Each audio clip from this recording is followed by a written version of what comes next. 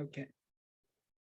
Right, so welcome to our first webinar on air pollution. In November 2021, Ealing Council implemented air quality monitoring in the vicinity of the Green Quarter. So we felt after a few months of data reporting had elapsed, it would be a good idea to hold a public meeting to make sense of the data. As I said, just for the people who joined, keep your cameras off if you don't want to appear in the recording, and keep your cameras, keep your microphone on mute. Obviously, just to show respect to the speakers. And if you want to ask a question, we have the chat facility available, and we've also got the raise hand feature. I will now pass over to my colleague Angela Fonza, who will introduce our first speaker of the night. Okay, good evening, everybody. It gives me great pleasure to introduce Tim Webb. Tim offers support and advice to communities affected by airborne pollutants. And apart from running his own private network of air monitoring sensors, excuse me, also he reads up extensively on the latest scientific papers connected with all aspects of air quality. His special subject is studying how particles and gases suspended in the air are dispersed and how far they travel from their sources. He has been involved behind the scenes, supporting CASH for 3 years, and has been assisting with the analysis of pollutant levels. Tim will be sharing his opinions and offering his analysis regarding the official data provided since November 2021 by Air Quality England relating to the 3 monitoring sites in Southall. So there will be the opportunity after Tim's presentation for Q&A. So as Sufyan said, you may want to ask that in person by raising your hand or typing your question in the chat box. So Sufyan, could you make Tim host, please? No problem, give me 1 second. Knew I should have set my dual screen, but that's fine. Yeah, I'm now the host. All right, that's good. Thank you. Right. Good evening, everyone. Should I start off by sharing my screen? If I share screen, is that probably the best way forward? Yeah. So, okay. What have I got here? Right. Okay. Right. Start at the beginning, I suppose. What I'll do is start at the beginning and say, for those of you, if some of you are aware of this, I do apologise. I've been studying air quality now for about 5 years or so. And I made contact, I think it was with Angela and with David Marsden about 3 or 4 years ago now, before COVID, because I was concerned that there was no official data relating to what was going on beyond the site boundaries in the development. You can see there that Air Quality England, this is at the end of 2021, set up 3 air monitoring sites. One is near Blair Peat School. Those of you who know the area, that's Beaconsfield Road. You've got the Southall train station over here. Can you all see the screen okay? Yep, that's good, right. And then you've got another air monitoring station at a site known, that's the north site, which is near Cedrus Avenue, and another air monitoring station down near the Transco site near the railway line. And these have been in operation since the latter part of 2021. What you've got there, now for those of you anyone who lives near a construction site, you would normally expect to find the emissions from vehicle exhaust. I'll explain about NO2, nitrogen dioxide later on. You get emissions from vehicles on and off the site, accessing the site, leaving the site, etc. Plus the fact, oh, sure, I'll let someone in. Can I admit someone? That's it, yeah. You also get emissions from normal traffic emissions in the area, because what happens with these emissions, and I studied dispersants, they can disperse for quite a few hundred meters from the source, from the curbside. You've also, oh, that's right. You've also got dust particles from construction-related activities as they move the soil around. Put down on that thing, move that. Yep, and you've got brake and tyre wear. Sorry, Tim. Yeah. Sorry, Tim. Just a reminder for everyone to stay on mute. If anyone who's not on mute can go on mute. Okay, yeah. Yep, sorry, Tim. That's right, no problem. And you've also got brake and tyre wear particles, because as vehicles travel along, their tyres and their brakes wear down. And you've also got fine particles from gases mixing, reacting in the air as well. So this is what you would normally expect. Now, what happened was there was 3 monitoring sites set up. There's one northwest of the site, if you like, near Beaconsfield Road, not far from Blair Peach School. Those of you know the area, so that's the far end of Beaconsfield Road, far end from Southall station. And this measures 3 pollutants, that's nitrogen dioxide, particulate matter, in terms of PM10 and PM2.5. Don't get too hung up on the numbers, please, because I'll explain what they are later on. That is known as the Ealing Green Quarter monitoring station, and that became operational. That was the first of the 3, and that became operational on the 3rd of November last year. It seems to be operating normally. However, as I looked at the data later from today, that is not the case. There's been problems with the site today, which is sometimes happens with these monitoring stations. Now, my concern, and I've got David Marsden to confirm this with me, the concern is the location, because it's located near a hedge, which could be shielding some of the pollutants and maybe lowering some of the values that you see. So that's the first one.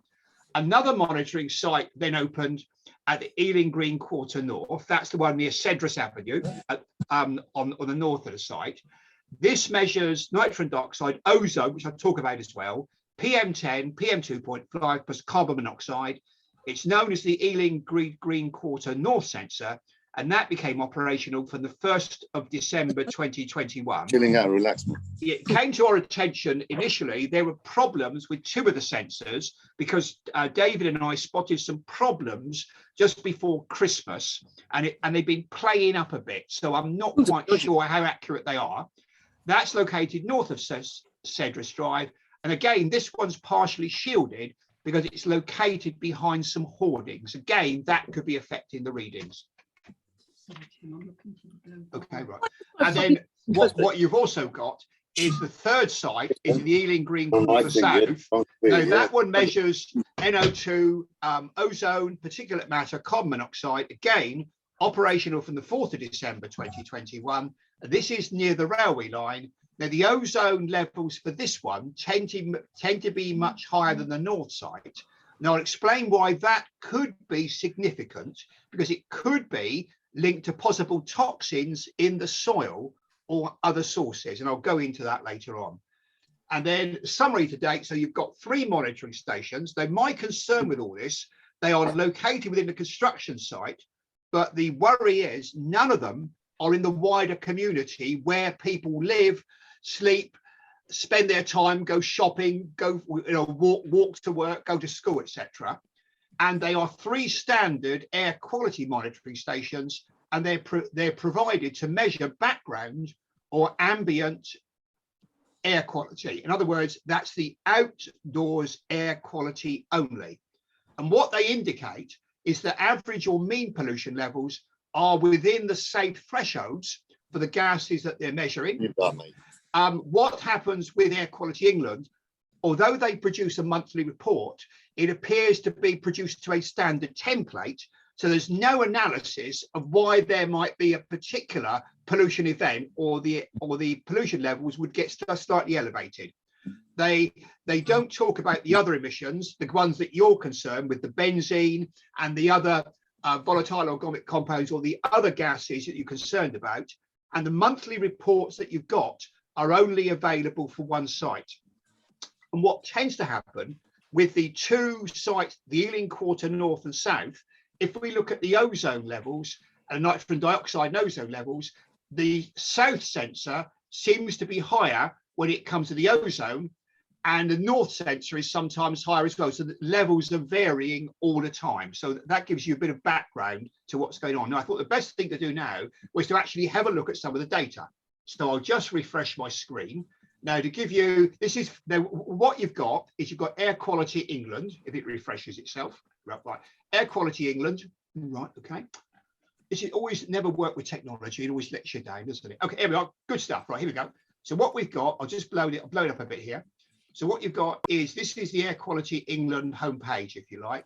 And what you do is you've got the 3 sites. Tim, we only can see the PowerPoint at the moment. Oh, sorry, I'll get rid of the PowerPoint. Okay, beg your pardon. I'll close the PowerPoint down then. Beg your pardon. Thank you for telling me that, okay? Get rid of the PowerPoint. and then, oh, sorry. Oh, no, I should have done that, should I? Oh, dear. Should I go back into share screen again? Just click share screen and then share your Okay, desk. that's it. Okay, it's all right. Okay, folks. Is that better? Can you see that now? Yes, we can see the Air Quality England site. Okay, Air Quality England site. Now, what they've got, if I just go back home a minute to the site, go back to home, start from the beginning. Right, okay, so airqualityengland.co.uk, and what they do is they provide access to the data provided by a number of sites. They've got about 250 monitoring sites across England. And if we look at the three particular ones at the moment, which are the ones we're concerned about, I'll just blow the map up a bit.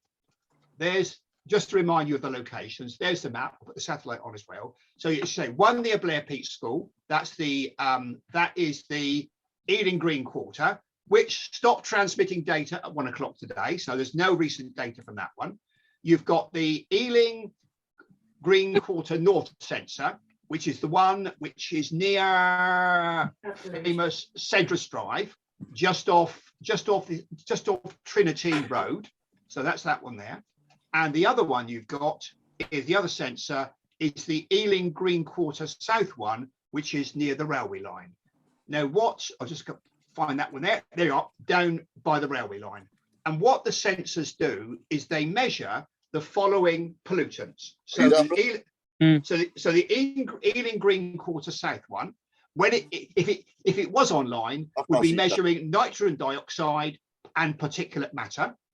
It's a standard, if I click on it, it's a standard suburban background monitor. Now, what that means is that each of the Air Quality England monitoring sites are classified according to what they actually measure. So what this one measures is PM10, nitrogen dioxide, PM2.5, and that's it.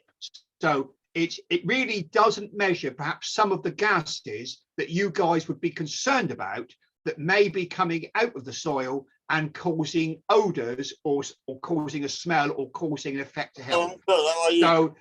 So the problem is it's a standard suburban air monitoring station. The Ealing Green Quarter North one is slightly different. This is an urban background. And the difference with this one is it measures ozone, because ozone is now considered to be perhaps one of the more worrying pollutants, particularly in the hotter weather and with climate change coming along, which is very relevant, bearing in mind the temperatures of the day. Now, this one here measures ozone, PM10, nitrogen dioxide, PM2.5, and carbon monoxide. So this one here is up and working. This one here is up and working normally. The final one is the Ealing Green Quarter South, the one near the railway line. Again, that's another, what they call an urban background. Now, what these monitors do, and this is what you've got to bear in mind, that with Air Quality England, the strange thing is, it takes me a while to get my head around this, they're not actually looking to record pollution incidents. You have to bear that in mind. What they're looking to do is they're looking to measure the background emissions that would be found in a typical urban or suburban area. And using data modeling, what they would say is, if this is what the pollutant levels are like in a typical urban area in outer London, you could then replicate these readings and say that somewhere like Hayes or somewhere like Harlington, you would expect to see similar readings. So they are deliberately cited away most of the time from known pollution sources. That's very important to bear in mind. So if I go back to local authority summary, now what you will see is, for example, there's a number of links here. So if I look at the download the data reports, it's all making sense. Now, what they've started to do here is produce monthly reports, and the monthly reports started back in November last year. And what the monthly reports do, this is the monthly report for, is the one for November, is that right? Yeah, for November. So the monthly report was published in December, it's logical. It talks, the problem is the monthly reports, they're only covering the Ealing Green Quarter monitoring site, the one that is near the school, okay? And what this will tell you, it measures the PM10, NO2 and PM2.5. It talks about all the various thresholds, I won't bore you with that at the moment. it talks about what the mean levels or the data capture rate is. And it goes on to here and seeing over the course of a month, you can see how the nitrogen dioxide levels will vary. Now, at this point, it may be a good idea for me to mention a little bit about NO2, which some of you might be familiar with or may not be familiar with. What happens is NO2, in other words, is nitrogen dioxide. What happens is you get vehicle emissions. When the unburnt fuel leaves the exhaust pipe of a vehicle, it's hot. It leaves the exhaust pipe as nitrogen oxide. It then interacts with the oxygen or O2 and becomes NO2 or nitrogen dioxide. And it's worrying because if it's present in heavy concentrations for a prolonged period, it can affect people with asthma or certain underlying health conditions. And you can see there how the levels of the nitrogen dioxide will vary according to different days and different times. And what you will see there is they give you a breakdown here of the nitrogen dioxide, and you can see really you tend to get a peak at 6 to 8 o'clock in the morning. That's when people are obviously driving in the area when the rush hour traffic builds up. You also get another peak round about 5 o'clock, 7 o'clock in the evening, which is the normal pattern you would see. So there's nothing really unusual there when it comes to the emissions, bearing in mind these emissions are from vehicles that could be used in a construction site, or they could be from vehicles that are maybe using Beaconsfield Road, because these pollutants can be travelling quite some distance. Now, so this goes back to November. Now, what you can also see as well, and this is where it gets a bit interesting for people like me, you can actually plot the emissions on a map. Now, the idea being, this is a map which indicates the wind speed and wind direction. And as you can see in your particular part of the world, the wind predominantly comes from the southwest or from the north. In November, the wind didn't tend to come from the east at all, because in the UK, the wind direction tends to be coming in from the west. So what this tells us is that the NO2 pollutants are consistently distributed across the area, and these pollutants could be coming from the Parkway, it could be from the Broadway, they could be from the station, but whatever it is, there are quite considerable levels of NO2. Now, if we look at PM10, this is where it starts to get interesting. Now, PM10 is a slightly unusual one. Those of you who know about particulate matter, what you've got in the air is pollutants can be in one or two phases. They can be in a gaseous phase, they can be solids, or they can be liquids. Okay. Now, what you've got is gases like nitrogen dioxide. These are basically gas molecules in the air. When you're looking at particulate matter or PM10, these are particles which are normally solid particles, or they could be solid particles with a liquid coating. And what it looks as though is happening is these PM10 particles could be originating from somewhere in the region of Pump Lane or this area here, which is where I believe the tarmac producing sites are. So it could be what we're seeing here is some evidence, it's difficult to tell for certain, of these pollutants or these particles may be originating from this area here, because the wind direction is coming from the southwest. If we look at the PM 2.5, a completely different picture, here it appears the particles, for the smaller particles, are coming from the southeast. So what we've got here is vehicle emissions from anywhere within the area. Some of the particles are coming from the southwest. Some of the particles are coming from the southeast of the site. So it's difficult to say what exactly these particles are, because they would need to be analysed and find out precisely what they are. So if I go back to the report now, so if I go back here, right, okay. Now, if we look and see, is there a problem at any of the sites?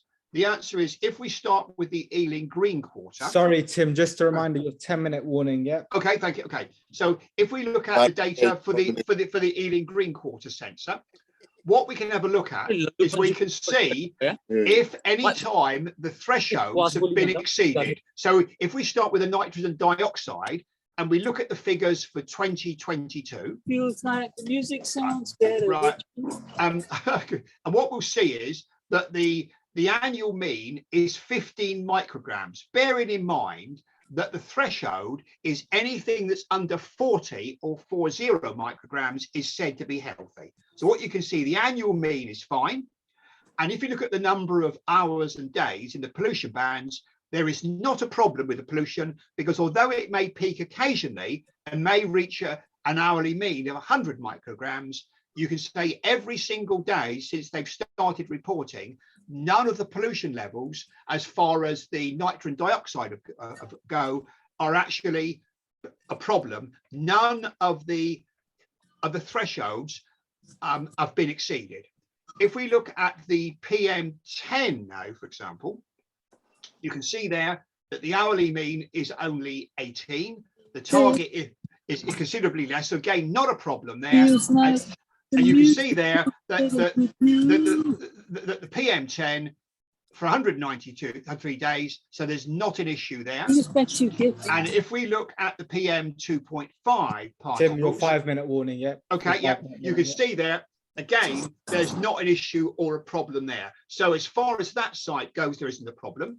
If I go to the Ealing Green Quarter now and have a look at this one, if we look at the exceedance summary for this one here, and we quickly go on to the nitrogen dioxide, you'll see there, again, the annual mean is 31, not a problem. However, there was one particular day in the area of this sensor when the readings exceeded what would be safe, I suppose. So one moderate day, but again, nothing too much to worry about. And if we look at the PM10 for this particular site as well, again, you'll see 190 days it was low, 4 days the readings were moderate, and 1 day they were high. So again, the Ealing Green Quarter South, there is not a big problem. If I now look at the Ealing Green Quarter South sensor, what you'll see on this one, if I go to the exceedance summary, again, nitrogen dioxide is not an issue, only 24. Every single day that is being measured, it's in the low band, which is safe. And if I quickly look at the PM10, we look at the PM10. The PM10, 17, again, 184 days, it's been fine. Only 3 days where they're moderate levels. And if I quickly look at the ozone as well, the ozone levels again, now these are slightly more concerning. The ozone, although it's within target, for 185 days, it was fine. 2 days it was moderate. And for 9 of those hours, the readings exceeded the normal threshold. Now, just to let you know about ozone's a bit of a strange one. It's where you get, in the hot weather, it's the nitrogen dioxide reacts with some of the gases in the air and produces what we call ground level ozone. That's not to be confused with the ozone layer, which is completely different. So the ozone layer is what protects us and keeps, keeps us from getting skin cancer and protects the UV levels. Whereas this is ground level ozone. It is completely different. And I think what's happening possibly is there could be a source nearby to one of the sensors here, which could be, it's difficult to analyze it, but if you notice that the ozone layers now tend to increase because the sunlight is reacting with the nitrogen dioxide, is producing high levels of ozone, but they're still moderate levels or regarded to be safe levels. So that's my analysis, if you like. Sorry, it's a bit long-winded, but what my complaint would be that the sensors are not always reliable. And when you look at the monthly reports, they just seem to be cutting and pasting and using a template. So if I leave it at that for the moment, is that all right, Sufyan? Is that okay? Yep, you're well within time. You've got 3 minutes, but yeah, that's fine. If you switch hosting back to myself, please. Yeah, I'll stop sharing. Yeah, do I stop? Is that it there? Sharing and back to myself. if you switch me back to host, Do I switch you? How so do if I you switch? just right click, sorry, if you go on to my box and just make me host.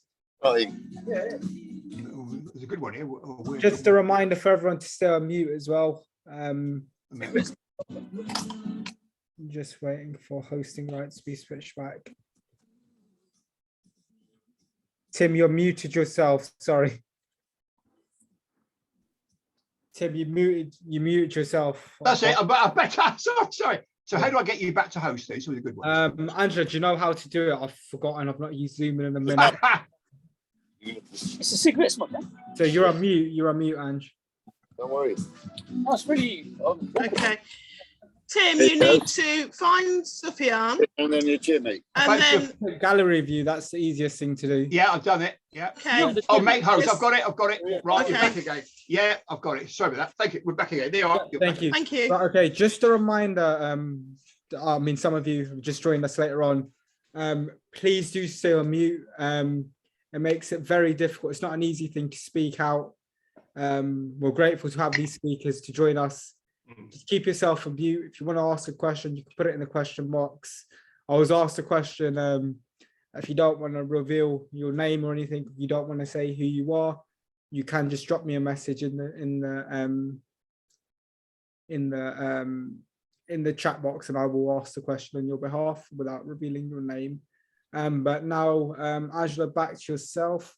Before that, we will take 15 minutes for questions and answers. Oh yeah. Go on. These questions are directed towards Tim, Yeah. Go on. and try and keep them short and sweet, as the saying goes, as we've only got 15 minutes. I've got a question from Mr. BG Stinks, Berkeley Group Stinks. That's the name on the screen. That's not a name I'm making up. Can you, Tim, here's my alarm. That's your time, Tim. Right. Can you name and write in the chat odorless air pollutants? Odorless air pollution, yeah. Yeah. If I can spell it.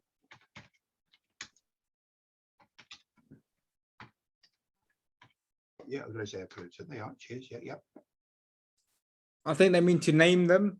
Like... Oh, sorry. Sorry. Oh, sorry. I thought you were testing me. I think you were testing me. I suppose. No, I'm not testing you, Tim. I suppose what you would have to say, odorless air pollution. That's a good one. Is odorless ones? I would say the answer is most of them. I would say one of them would be nitrogen dioxide, because you wouldn't normally smell it. Yeah. And you would get benzene and volatile. Yeah. Oh, yes. I gather the public concerns about the emissions of volatile gases. Why are none of these measured? That's a very good question. Yes. Why are they not being measured? I suspect there's a number of reasons why they're not being measured. Number one is you appear to have been given three. I say given. You've been provided with 3 standard air monitoring stations, which probably cost about 60 or 70,000 pounds each, so they're not cheap. And they are designed to go in a typical suburban or urban environment. And in a typical, if there is such a thing, suburban or environment, people are mostly concerned with, I suppose, 3 pollutants, which would be nitrogen dioxide from vehicle emissions, particulate matter, and of course, ozone as well. And I would imagine that in order to measure benzene and the other volatile organic compounds, you tend to need specialist equipment, and they normally use special tubes called Tenax tubes. And these are then collected, and the data is then manually provided. And either someone is unable or unwilling to provide it. You would have to ask why the authorities, first of all, if they are measuring them, which I suspect they are, why they're not reporting them. I don't know is the answer why they're not being measured. Yeah. Tim, can I just come in very quickly? Because benzene and other VOCs, excuse me, I can't remember off the top of my head, are actually being measured by using passive monitoring, Tenex tubes or, another brand. That data hasn't been made available in the public domain. So what it means, as a campaign group, we will actually have to submit an FOIA request to obtain that data.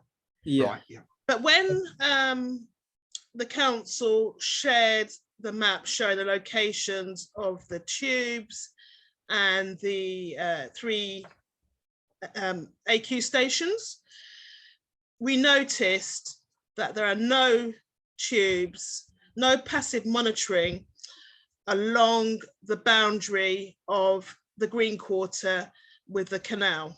Yes. Now, this is an area that has been particularly odorous at times. Yeah. And it's been reported by people who walk along the canal. And it's also an area where Berkeley Group's contractors have found dense non-aqueous phase liquid. And they used a chemical to treat that. But there are pockets of DNAPL across the site. So the question I would like to ask you, Tim, why are there no diffusion tubes along the boundary of the site adjacent to the Grand Union Canal? The answer is, I suspect, for a number of reasons, I would say, either the authorities don't believe there's a problem and they don't need measuring, or it could be they believe there is a significant problem and they don't want to measure it. Yeah. This is unfortunately what tends to happen. What you have been provided with are 3 standard monitoring sites which are designed to measure background emissions. There is the only indication that there might be a problem is sometimes in the area surrounding the south sensor, the one near the railway line, you do get slightly elevated ozone levels there. Now, if I explain briefly about ozone, ozone is a secondary pollutant. It's what they call a photochemical pollutant, okay? It's accelerated by when you get a lot of sunlight.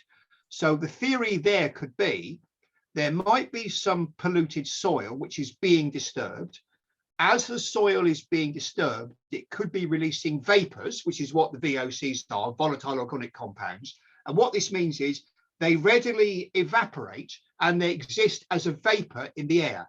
Now that vapor could then be reacting with the nitrogen dioxide and the sunlight, producing higher levels of the ozone than you would anticipate. However, it's difficult to tell, to answer your question, exactly why people don't measure things. Normally, what I found surprising is that at the moment, there's a fundamental flaw, I think, to what is going on, that they appear to provide you with 3 monitoring stations, which are monitoring an area that no one lives in. Exactly. And I can't see the point of that, because I would have thought. Well, the point is, so there's no danger to human life. That's what they're going to put that down to. Well, the only way you can determine if there is a risk or danger to human life is to put some monitoring stations in the community beyond the site boundaries, beyond Beaconsfield Road and Trinity Road, but to find out what the background levels are. And I suspect that the reason that people are sometimes loath to do that is because they suspect there may be a problem, and they don't want to start measuring it, because when you start measuring something and you find there's a problem, you then have to do something about it, because what would happen? Sorry, Sophia. Yeah, but Tim, this is what I said in 2016 when I spoke at that public meeting. I said my school playground at the time absolutely reeked of petrol. 2016, 2017. Yep, I was in year 10 and year 11, like transitioning to year 11. And I remember that summer very clearly. Pretty sure everyone who lives in Southall remembers the summer of 2016. Absolutely danked. And I'll use the word danked. I don't use that much, but it was so potent, the smell of petrol, diesel, tar. that I couldn't physically be outside because I'm an asthmatic myself. Right. My asthma is very well controlled. I had an asthma review not so long ago. My asthma is very well controlled, but they did tell me, the nurse who did my asthma, she goes, "Do I smoke? I don't smoke." She goes, "You're breathing heavy though." This was only 3 weeks ago. And this morning, funny enough, Angela sent us a message on the cash campaign group saying that, has anyone smelt this sort of the smell of the odor? So I don't know exactly what Angela said off the top of my head. And I was actually driving along the A312, which is adjacent towards Conway and Tarmac, and also the Waterside site. The breeze, whether it was in that direction this morning, I'm not too sure. But it absolutely reeks of tar and burning rubber. Well, I think we can see some evidence of that, because looking at some of the monthly reports, it appears that there are emissions. If we look at the trouble is, though, the information they've given us only relates to the Ealing Green Quarter site, the one nearest the school. Now, the problem with that site is, when you look at any of the data for any particular time period, over a week, over a month, or whatever, that tends to be the least polluted area in that particular part of the site. So I find it interesting that in the monthly report, they only give access to data from perhaps the most favourable set statistics. But what that highlights is there could well be problems of emissions coming from the tarmac sites. Unfortunately, it's difficult to prove one way or the other unless you analyse those particular particles or smells. But I agree with you. The thing that disappoints me is what you guys need, and what you haven't got, is you want monitoring beyond the site boundary in areas where you live, sleep and work. And that doesn't seem to be happening. That's my biggest concern. That's my biggest concern. That should be the right way to do it. But Tim, I'm just cautious of time. Sophia, can I come in for a minute? I mean, certainly when the council communicated to us that Ricardo AEA were contracted to do the air quality monitoring, we actually said you need to install air quality monitoring in the community, within local schools and homes. And we didn't just mean in people's gardens, we also wanted monitoring in the interior of people's homes. Yes, your indoor monitoring. Indoor monitoring, sorry, yes. We had no response to that. In actual fact, we really feel excluded from participating in being involved in the decision-making regarding air quality monitoring. Now, I know that the council is working on, and forgive me, I can't remember the exact title, but it's the air quality strategy. And we had an approach from Ealing Council to attend an online meeting. Surprisingly, these meetings, it was more than one meeting, which you had the option of attending, were held during the Easter holiday. And there was no way I could attend. And I hope David doesn't mind me mentioning his name. David volunteered, and the answer was no, because David was standing as an independent candidate in the election. So subsequent to that contact, we've had no further contact from Ricardo or the council. So it really does feel that it's a very, non-existent relationship. There's lack of transparency. I know that David has tweeted about high PM10 data at times. And he's not had a response, or if he did receive a response, it wasn't very satisfactory to explain, why that data is disregarded. But I'd like to actually, there's a question in the chat box from Berkeley Group Stinks, and I'll read it out. Why are there no tubes on any site Berkeley Group builds? Here in East London, we are suffering with itchy eyes, headaches, SOB, increased signs and symptoms in diagnosed illnesses since they started turning the ground, and now they are adding levels to become 43 stories. It has only gotten worse. So how would you respond to that, Tim? I would say one of the problems we have, and this is because I support a number of communities, okay, not just yourselves, and I think it's a similar concern that people have. The issue at the heart of this is as follows, that when you've got contractors working on a site, their legal obligations seem to be the safety of the people working within the site perimeters. No one wants to admit, or I believe there's any legal precedent for them to provide or are mandated to provide any measurements beyond the site perimeters, because they don't want to admit that gases and particles will be dispersed and will cross over the site boundaries, because the particles don't think, here's a site boundary, I better turn back. They just carry on going. And so I think part of the problem is the legislation doesn't protect people in the communities that are beyond the site perimeters. And I think the construction companies know full well that the pollutants and dispersants will travel beyond the site, because what I did about 3 years ago when I first got in touch with you guys, I put a number of sensors and monitors in beyond the site boundaries for Beaconsfield Road, Trinity Road, to see how far the particles were traveling. And you could tell that at that time, on a dusty day, particles are being carried beyond the site boundaries. However, no one basically wants to admit that, Angela, and appears to be no precedent in law to mandate people to actually provide what I call community monitoring. And they seem to think that somehow the pollutants will magically stop and will turn back when they get to the site perimeter. I don't really know how to answer that any other way, because I assume that the contractors are aware of this fact, but perhaps don't want to admit it. Thanks, Tim.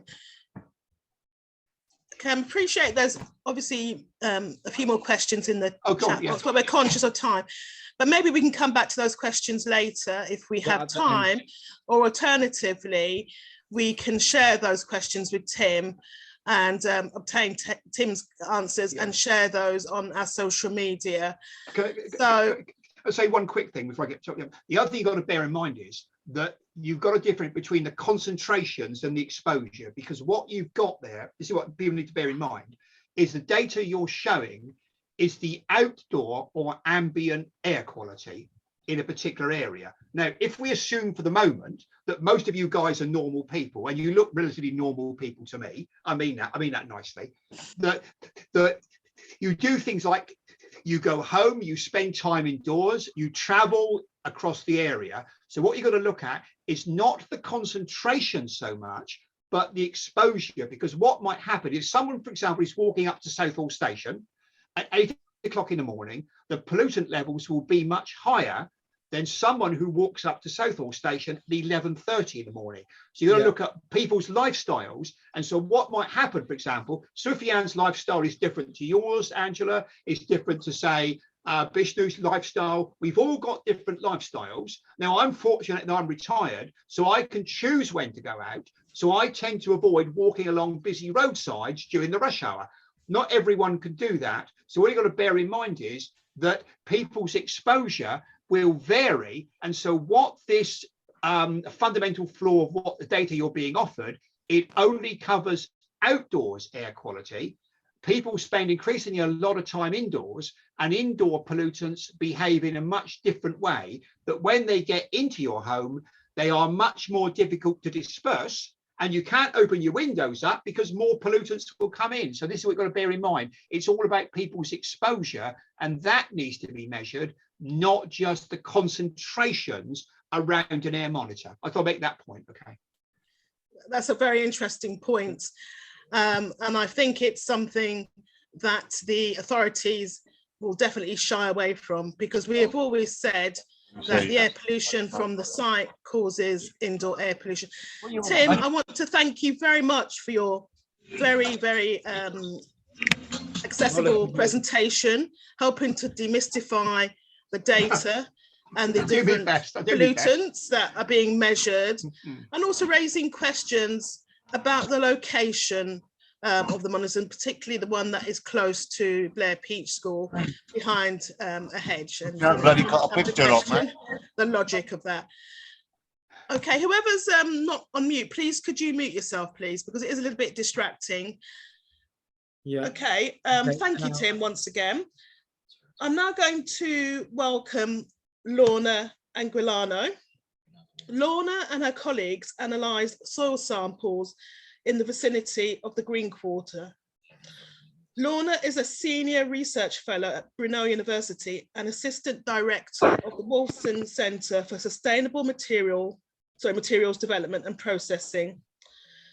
Lorna's background is in applied mineralogy with a PhD in archaeometallurgy and a wide experience of material characterization through X-ray diffraction, X-ray fluorescence, scanning electron microscopy, and electron backscattering diffraction.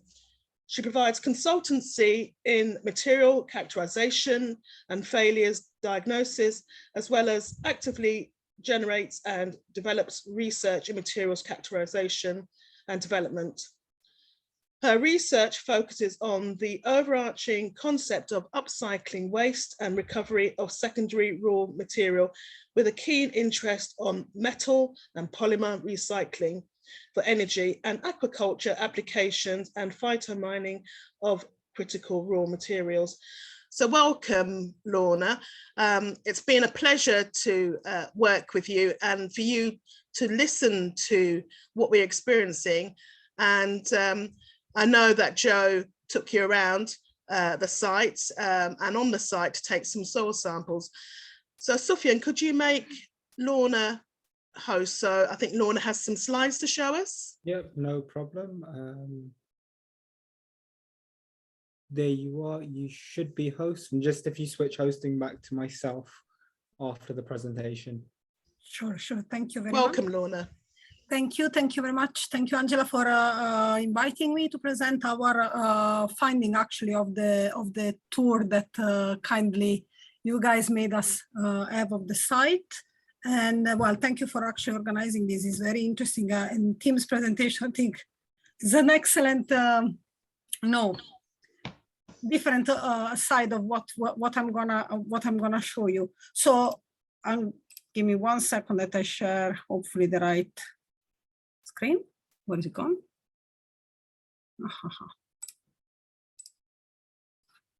Give me. I don't know where it's gone.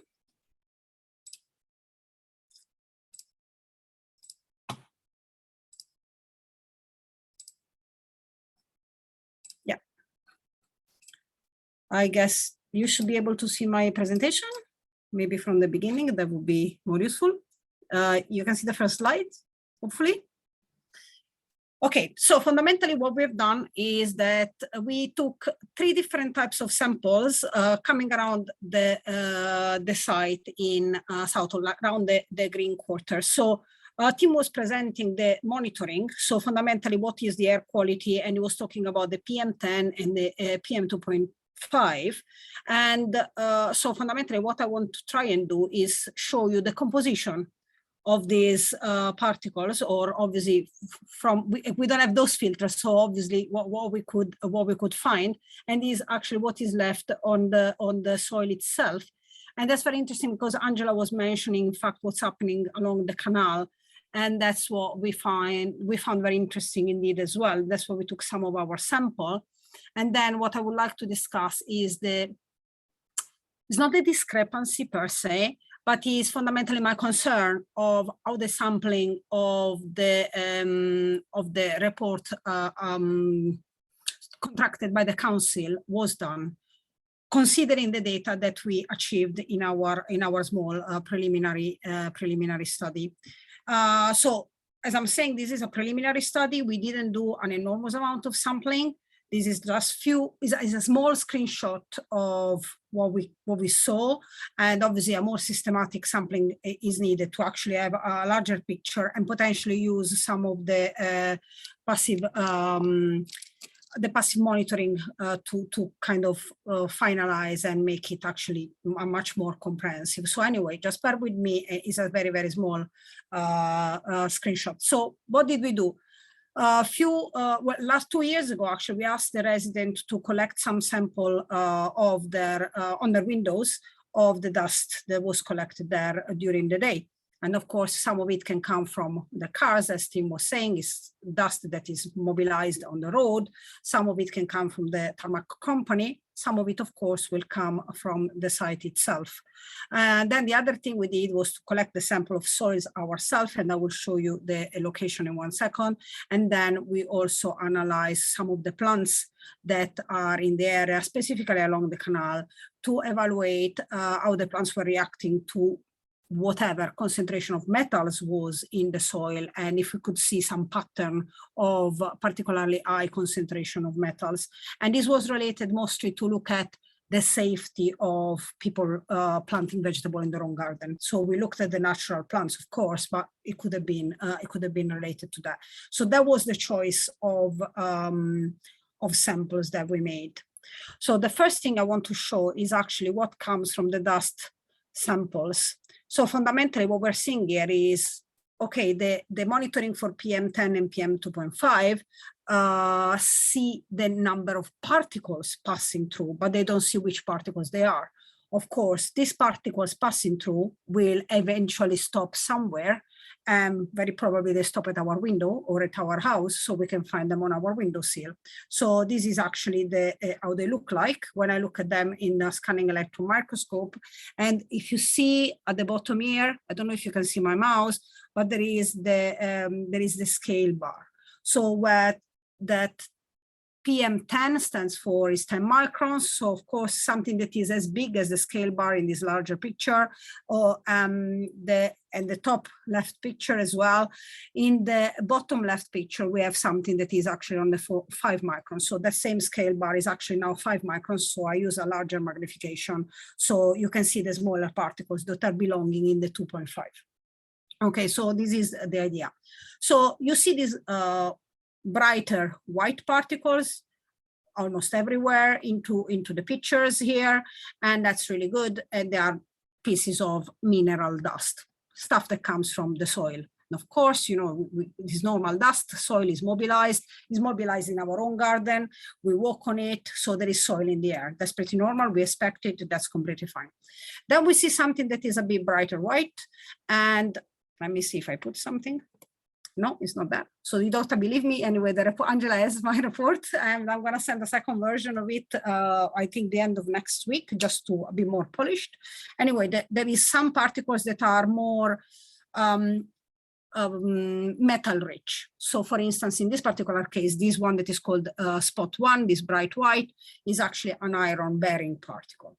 So what happens here is that, of course, we use cars have brakes, and metallic particle, when we touch our brakes, we are actually generating, we abrade the brake pads, and we actually generate steel fragments that go around the air as well, of course. So these are these little particles that we see here. We also use steel or iron tools in our garden, for instance. So we break them up, these small fragments, they would fly in the air, and that's what we find. Nothing particularly worrying. They're all everywhere, that's fine.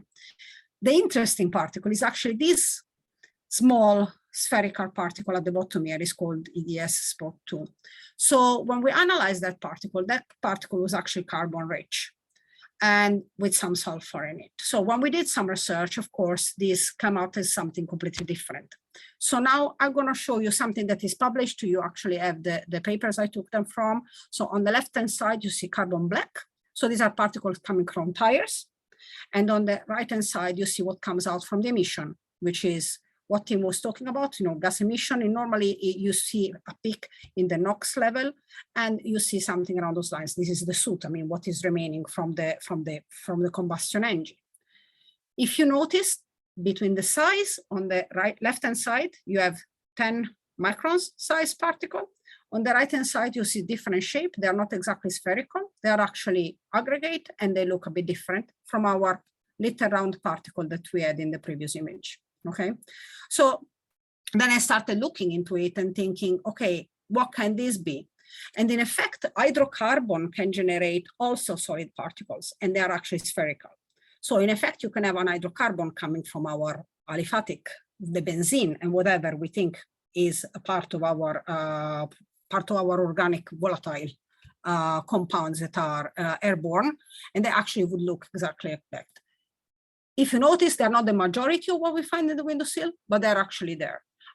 I am not going to point the finger and say, okay, they come exactly from the side, but I want to raise the doubt that they could potentially do so because they look different from what a car would produce.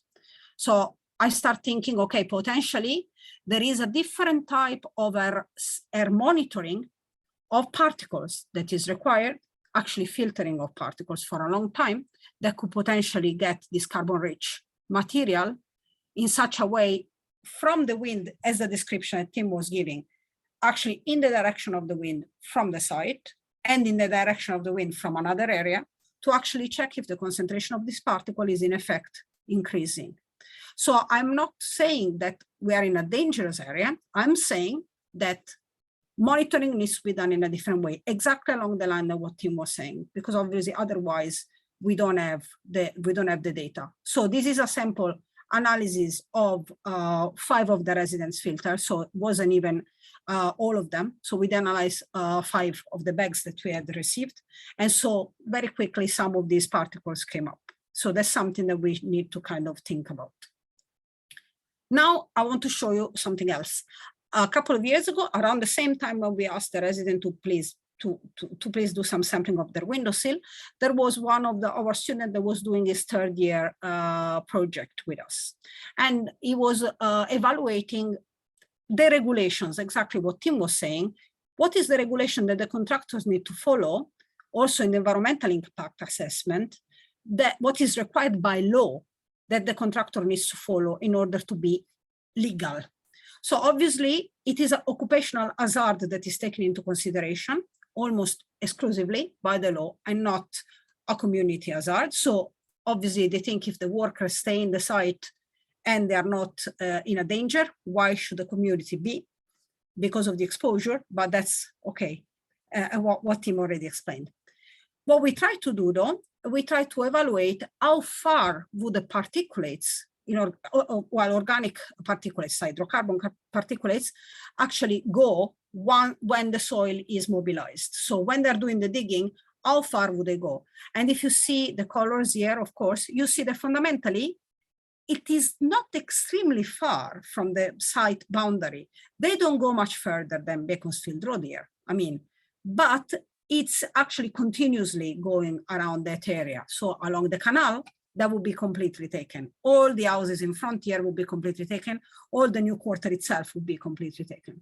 So that's what we took into consideration in order to go for our visit and do the sampling of the soil. Because if it is particulate, we also want to see if it is reflected in metal. So in particular lead, because obviously it was part of the whole hydrocarbon situation at the time the gas forks were open. So we went to the site. I turned this map upside down to match what we were just looking at. I had it the other way a second ago, otherwise we couldn't see anything. So fundamentally what we did is that we started with within the new quarter in the garden, which is exactly represented by the Ricardo soil sampling testing. So they took the soil exactly from the same spot. Then we went around Beaconsfield and we took the sample actually on the canal and then coming up on the canal the other side. So the site 1 is the one within the new quarter itself, and then we move to the site 2, which is along the canal until the site 2D, which is where the allotments are. So on the canal, but where the allotments are behind the school. So it's just next to it, outside the fence of the allotments. So what we did here is that I put in yellow and amber the number that were going closer to the threshold.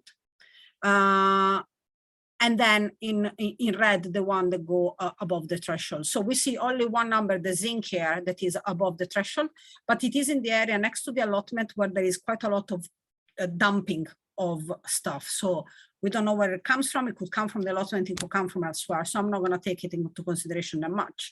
What I'm more interested in is actually the site 2C. So the site 2C is along the canal, like towards the edge, let's say, almost towards the boundary of the site itself. And chatting with Joe and the other guys that took us around, he was saying that fundamentally there was quite a lot of water coming through when there is rain. So it comes through from the site, it comes on the canal. So there is actually quite a lot of potential contamination coming from the site out. And there is quite a few of the numbers that are interesting. So they are not out of the threshold. However, they are higher than the average. So if I move 1 second to this other table, which contains what we have just seen, but it is compared to, to what we've done into what we have tested in actually 200 participants around the UK. So it is a bit of a national average, as well as the maximum and minimum coming out of the Ricardo test. I actually put the Ealing government link at the bottom here, where you can find the Ricardo report if you haven't seen it, where this table, like the last 2 columns of this table are taken from.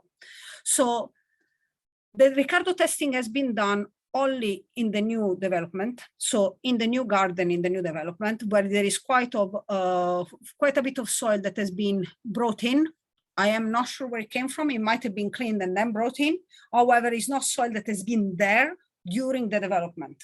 And that's my point, while the soil along the canal has been there throughout. So whatever accumulation because of exposure, we can see along the canal, but we cannot see in the new development.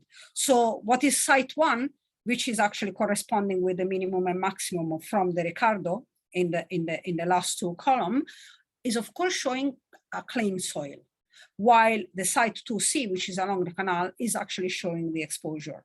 And in particular, for what concerns titanium and chromium, we see we see actually higher numbers than the same with zinc. And then in particular, what we see is that we see a higher lead. And that I'm gonna use it as proxy fundamentally to link back with a higher accumulation of hydrocarbons, because they will come from the leachate of the soil as well from the gas work. When we looked at the plants, we did again a similar thing. So we took some natural plants and we looked at were they matching or were they in the average of our citizen science project, which had 200 participants from around the UK. There were some very highly contaminated area of the participants we are looking at. So when we're looking, for example, at the iron and or the sulfur or the lead, we are actually looking, you see the bars are actually our citizen science. There is the average is in the middle, and you see the outlier are the one that are on top of the gray, right? And then the little dots are coming from the Southall sample.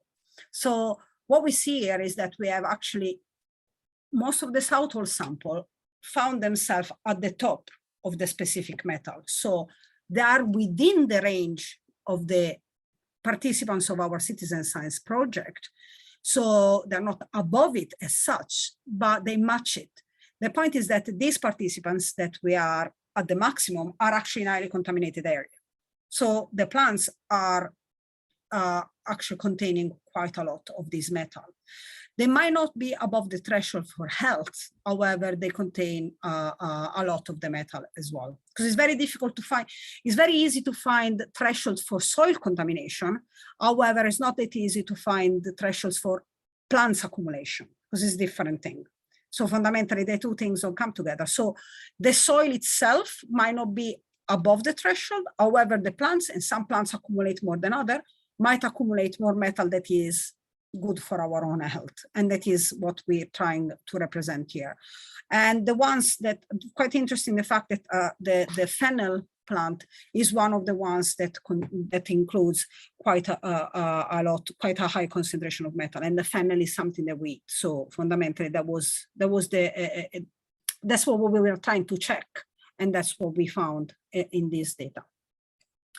Obviously, we have like our thistle that contains everything, so it's there and all the time, and we find it very represented in other areas we're working on that are highly contaminated as well.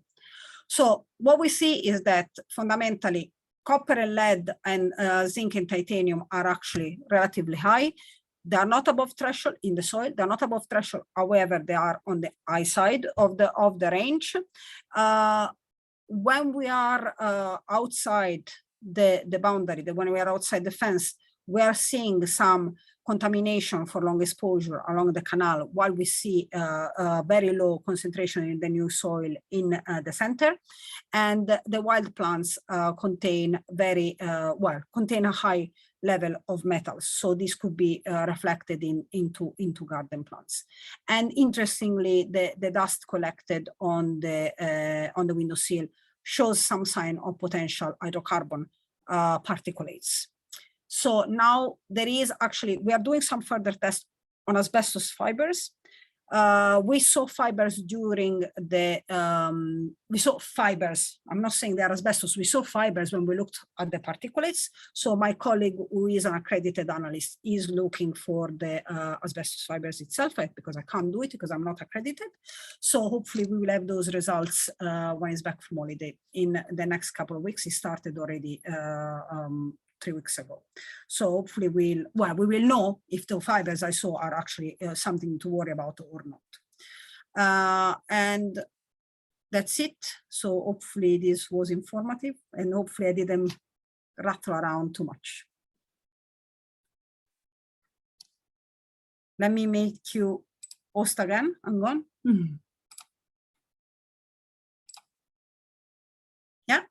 Yeah, right. Give me 1 second. I think a setting's been changed on the account. Give me 1 second. Just let me sort this out because the setting's been changed for some reason. Okay, that should be back to normal now. Okay. Does any? So yeah, now we're going to do another round of questions and answers. Sorry, that sort of threw me off for a second. Oh, no, that's fine. It's fine. Because while you were preparing the stuff, I actually went through the questions. So if I can answer to Bishnu 1 second, if she's here. Mostly, I also wanted to answer to another one that she asked earlier about the preventative measure. Just let me change this. Yeah. Right, Bishnu, you should be able to unmute yourself if you just try. Hi, hello. Hi, Lorna. Thank you. Hello, Sofian. Hello, team. Excellent. Do you want to ask the question again, or so I don't need to read it? Can you ask again so I can just respond to you on both questions about the preventative measure and the carbon, please? Oh, great. Thank you. It's this gas side. It is very concerned for public, right? So that's why I wonder why we are focusing on ozone, nitrogen dioxide, instead of focusing on the carcinogenic substances, just like benzene. Yeah, that is because public health is our priority. If we are spending even a penny, why don't we spend for the good reason? One thing. And next thing is, whatever you are doing, fantastic. However, I'm wondering whether this is the measure for the traffic emission, vehicle emission, or the emission from the site. If it is from the site, then why are not sensor installed from the emission side, and then with respect to the different sites? So in that case, we can get the reference sample, and then whether the emission is, whether it is particulate, anything, whatever we are measuring, if that is concerned, sorry, it is going rambling on too long, yeah. If we are concerned about the emission side, then that should be, a reference should be on the emission side. And then from there, we need to put the sensor somewhere else. And that way we can get the reference. And then another is important thing is the public health. That is the thing which should have been prioritized is, just like Tim already said, it is the benzene and then carcinogenic substance. If there is a smelly thing, for example, I can't smell. Otherwise, I would go to the site and every day and I would do that, right? I can't. But it is a smelly. If it is a smelly, then that will be disaster. And just like Lorna already shown that phenol thing, that is bioaccumulation. Any organic substance, it accumulates in the ecological chain, and then later on it will be devastating. So let's do it. Even though a little bit of money, let's invest in a proper way. That's all I wanted to say, actually. But whatever you are doing, Lorna, fantastic work, material characterization. Initially I was where is the metal characterization? But there, lots of work you are doing, fantastic. And it takes time. Science means it takes time and it goes, and good luck. And Tim, whatever you're doing, that is fantastic as well. Okay, it's so, I don't know whether you have actually done any preventative measure, or it is just in the elementary state, I don't know. The preventative measure, I wanted to respond when I said it earlier.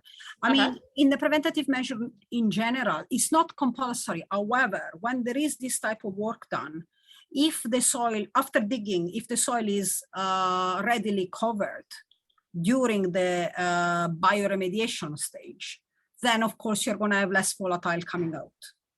So of course you're going to have it for the time in which is the digging is happening, but then when it is in the soil hospital, if it is covered up, then obviously you are going to have less things coming out of it, right?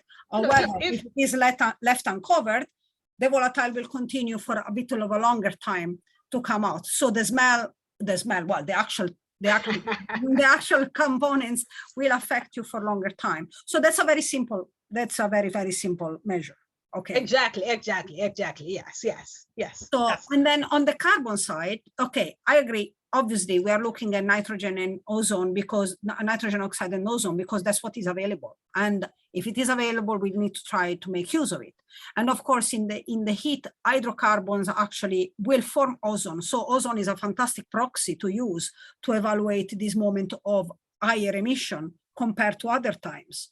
So we don't have the direct data. However, indirectly, we could link it back to moment of emission. So if we could link it to the time of the day in which there is digging, for instance, that could be a very, very interesting find. On the carbon particulates, if you find spherical particles, it doesn't have a name. It doesn't say where it came from, right? So the only thing we can do is, by comparison, saying, okay, can it come from the car? Can it come from the tire? For me, it's just a piece of carbon. In a microscope, I cannot say much more about it.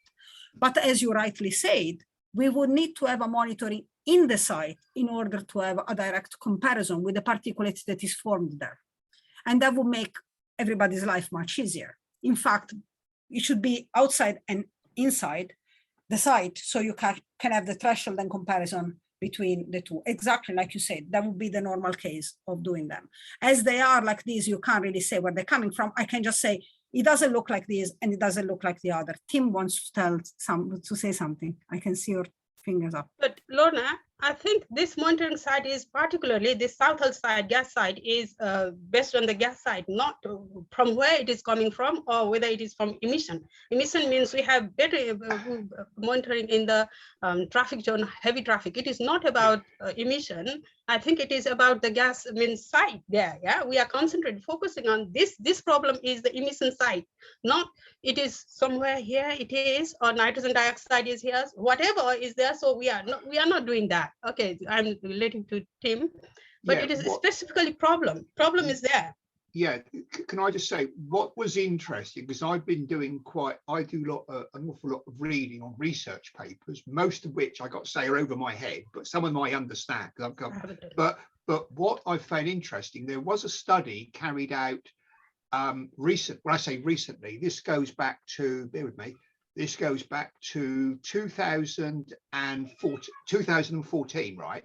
Now, what was significant, there was a sensor placed near the railway line, not too far from where the Ealing Quarter South sensor currently is. Now, that was an experiment carried out in conjunction with Southern Railway, and they wanted to find out, and they analysed particles in the air, and they found out, for example, zinc, which is one of the particles you picked up, is a tracer which is used to indicate tyre wear.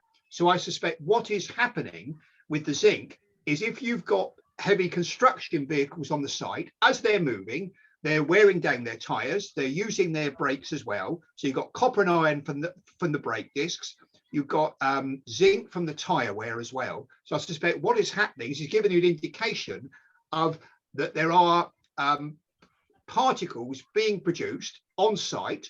As the vehicles are going down, they're grinding down the soil as well. And I think what is brilliant, what you've done here, and I've got to say this, Lorna, it's great to see some analysis of particulate matter, because one of the problems that people like myself have, and I study particulate matter in great detail, all we know really with particulate matter And what we call it, it's a mixture of mixtures. And until you start to analyze it, you don't know what it is. Now, what is also significant, and I meant to say this as well, Bishnu, so forgive me for saying this, but the reason we measure them is, and we have the different sizes. So PM is particulate matter. 10 is the diameter of the particles in microns. And to give you a sense of perspective, a human hair, I've still got a few, is 770 microns in diameter, okay? These particles we're looking at are 10 microns in diameter. They're about 1/7 the diameter of a human hair. And the reason we study these particles, and this is where it gets very contentious, anything above, say, 15 microns in size is filtered out by our noses and by our throats, and we don't inhale it. The problems begin when you get to PM10, or particles which are less than 10 microns in diameter. These have the potential to be inhaled, can get trapped in our noses, in the mucus, in our throats as well, and don't get into our lungs or into our bloodstream. Once you start getting into these smaller particles, that's the PM 2.5, particulate matter, and the particles are 2.5 microns. The worry with these particles are that it can be inhaled into our lungs and can then, unfortunately, pass from our lungs into our bloodstream. And this is the danger you've got. This is why we study particulate matter. But the problem is, most of the time, we don't know what this particulate matter is. You're aware it's there.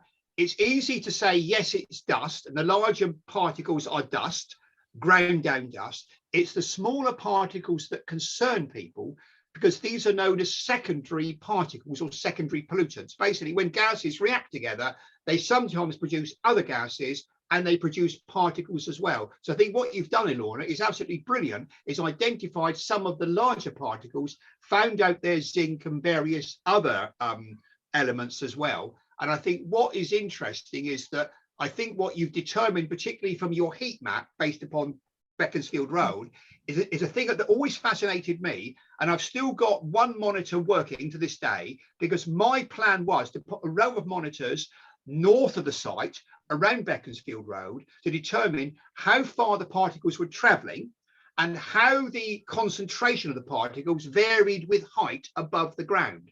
And what I found sometimes was the dust cloud was denser lower down. Sometimes the dust cloud was denser higher up.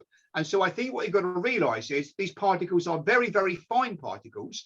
They can easily get carried. And I would imagine some of them potentially could be carried further beyond Beaconsfield Road, but obviously it's difficult to know precisely. So I think you've done a good job. How far do you think they're travelling beyond the site perimeter, Lorna? Well, I mean, there was, in that modeling, where we used like a very, very simple wind distribution. So it was like all the same wind everywhere. So it's not exactly representative of what's happening. In fact, using the wind distribution you were showing would be more interesting. But all that was at 25 meters. So the maximum was 25 meters.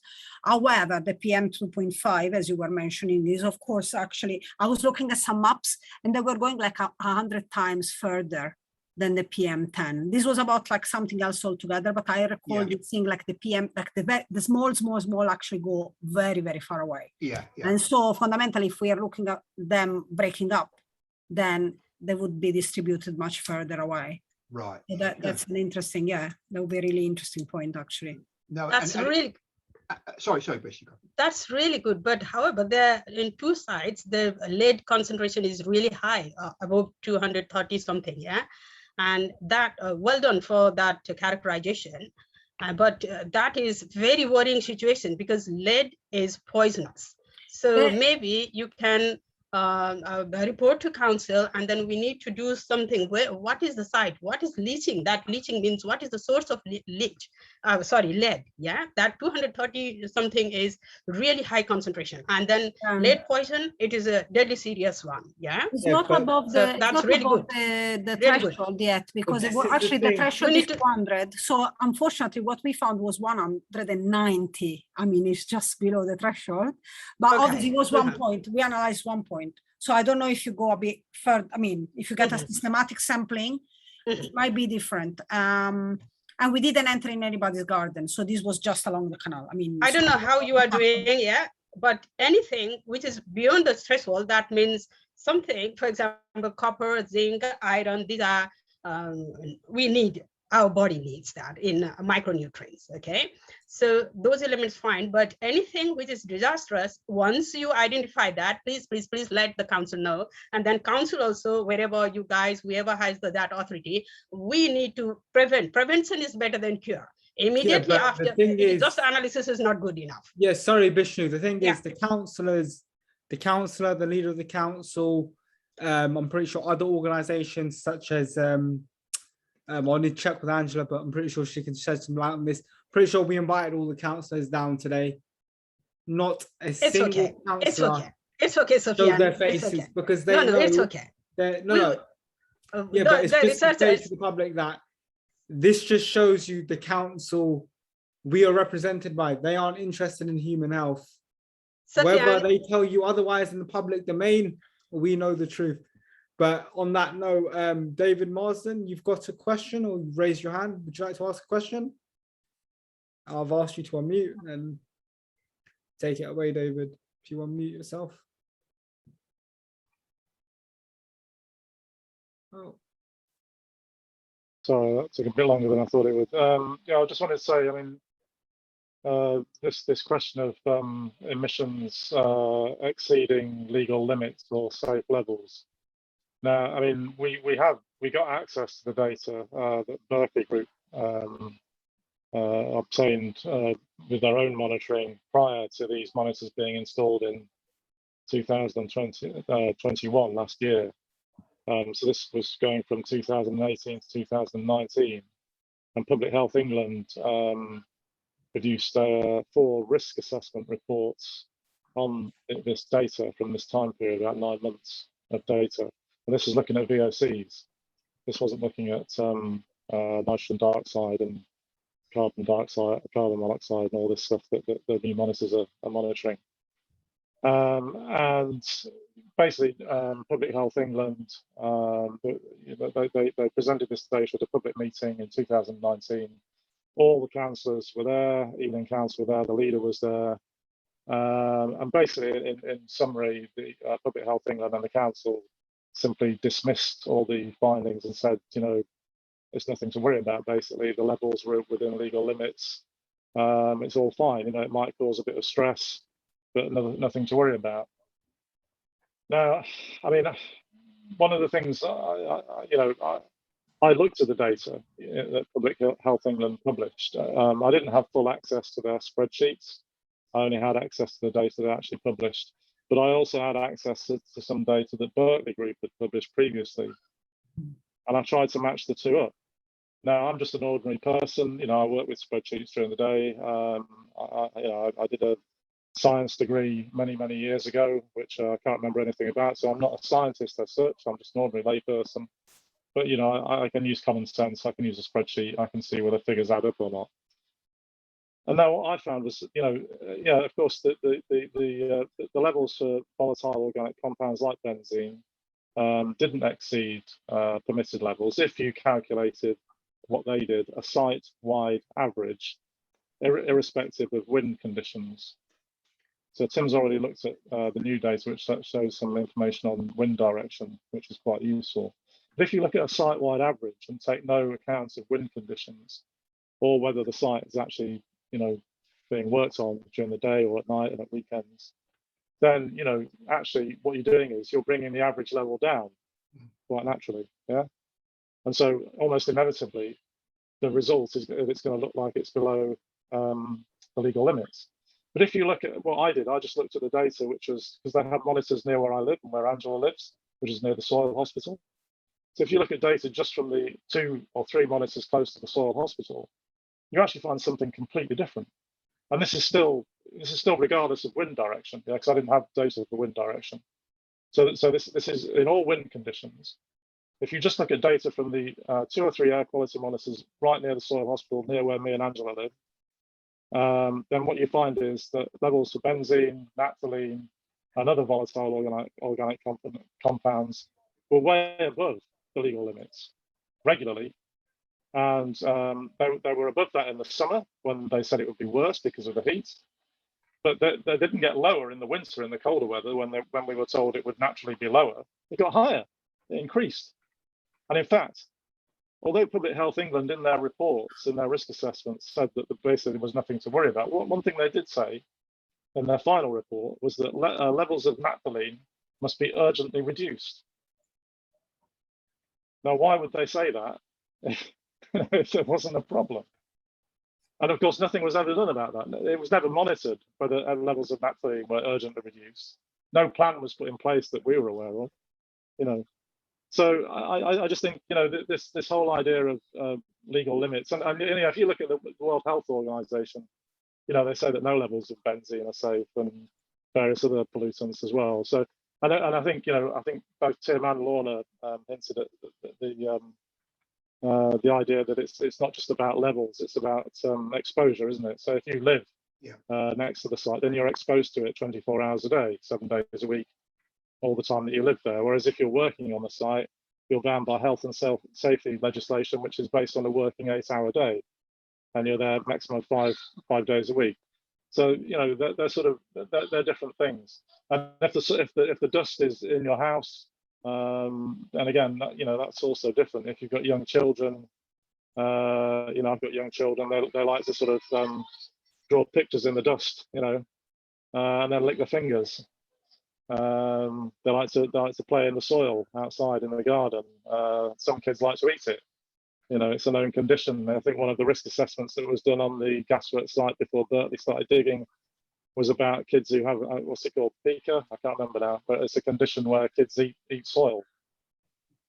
So there's I mean, I think there's just a lot of unknown factors, and there's a lot of data that hasn't been analysed, hasn't been looked at properly, hasn't been investigated. We our own experiences, Angela will know, and Sufyan will know, and plenty of others here will know, of suffering from the same problems that the guys from was it Lee Bridge or somewhere else? Lee Bridge, Brighton. Yeah, Brighton. Yeah, shortness of breath, itchy eyes, sore throats, and worse. You know, we've had all that. That's been our lived experience, and of course, that's just been ignored, dismissed, denied. You know, we've been told we're too sensitive. You know, Bishnu can't smell. Smell is subjective. But you know, if you happen to be people who can smell it, then your quality of life is actually ruined. You know, I had a small garden. You know, we stopped. I stopped growing stuff because my family didn't want to eat it. I didn't want my family to eat it because of the stuff that I thought could be in it. And Lorna's, you know, demonstrated tonight that maybe I was right to make that decision. You know, yeah, we'll never really know. And David, I just want to come in here and say that the people from like Lee Bridge, Brighton, and elsewhere in the country, Hornsey, wherever else we know of, that I think it's 23 or 34 other gasworks sites which Berkeley Group have got the contracts to redevelop. This is just an example in Ealing. Never mind Ealing in Southall, because that's where it is. It might be an Ealing borough, but it's happening in Southall. Yes, we'll have a different demographic to the people than in Brighton, in Hornsey, and Leighton, wherever it might be. But it will be the same. It might come later on in their life. It might come in 10 years' time, then 3 years' time, but it will happen. And the council, Berkeley Group, the Environment Agency, so World Health Organization, people like this actually need to wake up and click in and actually realize, actually, we messed up in Southall. We messed up big time. How are we going to rectify this now? We've made a mistake once. Let's not make it again in another town and affect another 10, 15,000 people or more. Because I'll be honest with you, the demographic of Southall, there might only be X amount of people on the census and things like that. But bear in mind, there are a lot of immigrants in this borough, in this town of Southall, who aren't legally here. And it's sad to say, but the figures of Southall aren't actually realistic, I'll be honest with you. Because I looked at a road I know in Old Southall very well, I know the whole street. They said I think only 6 people live in that house, when actually 17 people live there. So it's quite concerning. That's just in one house. Imagine that's 100 houses. That's another 1,000 people or so, which aren't counted for on the census. Now, that's what the government, the local authority, Berkeley Group, as greedy as they are, they need to wake up and take their hands out of their pockets once in a while and actually say, you know what, we messed up. And yeah, Bishu's absolutely right. Noise pollution, it's ridiculous. I never used to, my grandfather's road is a dead end road. It's very peaceful here. But now we can hear cars and it's not normal. And my grandfather was telling me yesterday, he wants to move. He's lived in this house 38 years. Like, why? Yeah. This is home. And I said It's to had him, a massive impact, Sophia. yeah, a lot of people have moved out of this area. I've got friends who I went to high school with, whose families have been settled here for 40 plus years. And once my friends finished high school and sixth form, they moved out of the area, still in Ealing, but to other parts like Acton, to other more affluent parts, because not because they're more financially stable or anything, it's because the quality of life in Acton is totally different to the quality of life in Southall. And it comes down to whether we like it or not, it comes down to the demographic and how our council represent us. And I said this at the local elections, and I don't want this to turn political by any means, but I said it there and I'll say it again. Your councillors might represent you because they are brown, but they don't represent you when issues appear. Yep. Yeah. It's not on, and this needs to stop. This is why we have these meetings, and not a single councillor, not a single council spokesperson, not a member of the leader of the council's office has bothered to attend to take notes. Yeah, this meeting goes on YouTube, but we will never know if they've actually watched it. They say they've watched the meeting, but who actually knows? Because the leader of the council, he's too busy for us. That's the way I feel, because I've sent him emails months ago. He's still not responded to. Some of the councillors are too busy on their phones at constituency appointments. But I'm going to leave that there. Angela, I believe Sophia, yeah, I think definitely what you are describing is an environmental injustice. And Southall, I think, can be perceived as being the sacrificial area. So yes, we've been affected by air pollution from the gasworks, but over the border in Hillingdon, we have 2 asphalt plants. And Dave will tell you, just around the corner from where we live, there are 2 incinerators operating. So, you know, and obviously on top of that, we've got air pollution from vehicles. But what I wanted to ask Lorna, and I appreciate that you said that none of the samples were above the threshold. I was wondering, did you take samples from residents' gardens along the boundary of the site? And I appreciate what Tim says about inhalation of particulate matter. But what I would like to know about is dermal exposure, because, you know, some people are very avid gardeners. You know, is there the risk of dermal exposure? You know, should they be wearing gloves? Should their young children and grandchildren avoid playing in the soil? Do you have any guidance on that?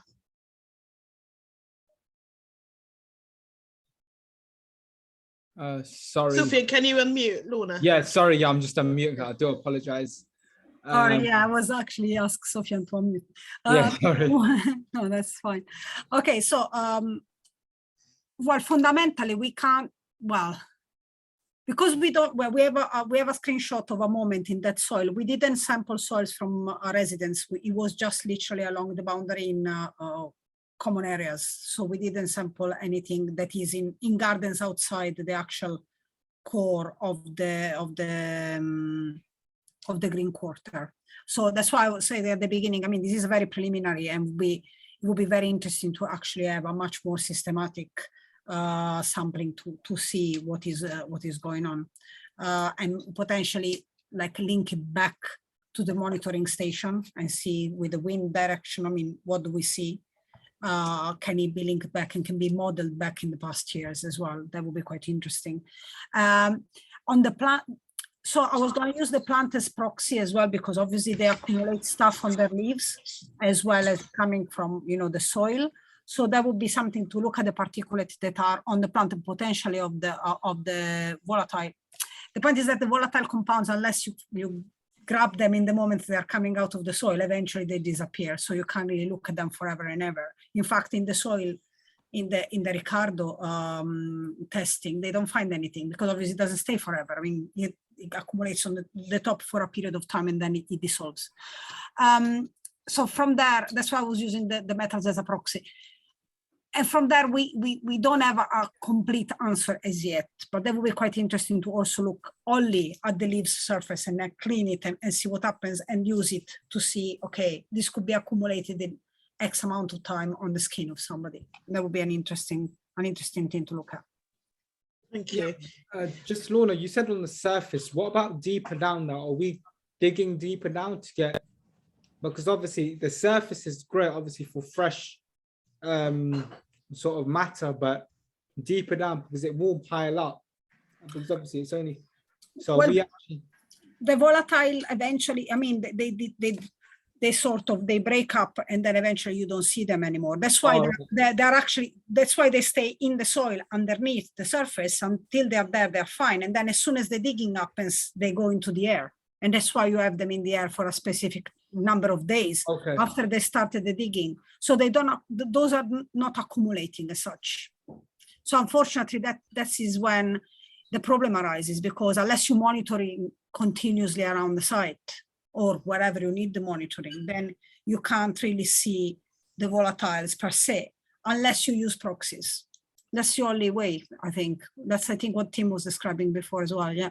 Yeah, can I just say what I've been doing is I've been looking back historically at the data, and what I spot, and this is, I think I'm getting there, round about, I think the end of March, there was a sudden increase in the ozone, which shouldn't happen because the ozone is a photochemical pollutant driven by sunlight. And March isn't exactly known for its sunbathing weather. So when I looked at the particulate matter, I can see the soil is being disturbed. Round about that time, the ozone layers are then peaking as well. The conclusion you might perhaps come to is they were disturbing the soil. And I can tell you when, round about the 26th of March, 26th of March, and round about either side of that, suddenly, as well as the particulate matter, and I take it the soil particles are elevated, you've also got the ozone. So what I believe could be happening, this may need to have some research done on it, to determine if there are pollutants in the soil which are laying undisturbed below the surface. This is then being brought to the surface. These particles are then reacting, because benzene, I think, is one of the more reactive gases when it comes to being triggered by ozone and other pollutants. So it could indicate that at that time, at the south of the site, not too far from one of the old gas towers, maybe the soil isn't remediated as well as people would like to believe, or maybe deep down, they've come across soil which hasn't been properly remediated. And so that's what concerns me, is I'm seeing peaks when you shouldn't be seeing peaks. And the conclusion you come to is there's got to be something going on, particularly near the south site, and maybe round there, its soil hasn't been so cleaned up and remediated. It's difficult to tell though, because I suppose if you took soil samples, Lorna, they would have to be taken at a certain time. Otherwise, do they decompose? Is that the word to use? Yeah, that's exactly the point. That's why they come out clean. However, around that point is where we see the higher lead. Is exactly in the same area, just outside the boundary, is exactly there. So fundamentally, it matches with what you're saying. And we took the samples in June. June, I see. Yeah, June. Well, I'm with you. Yeah. No, thanks. Sorry. Yeah, thanks for that. David, do you want to come in at this point? You've got your hand up. Do you want to unmute yourself? Yeah, just Tim, we may have spoken about this before, and I might have just missed what you were saying about the South sensor readings there. But just to remind you that the incinerators that Angela mentioned earlier and not very far to the west of that south right. centre. I'm with you. Right.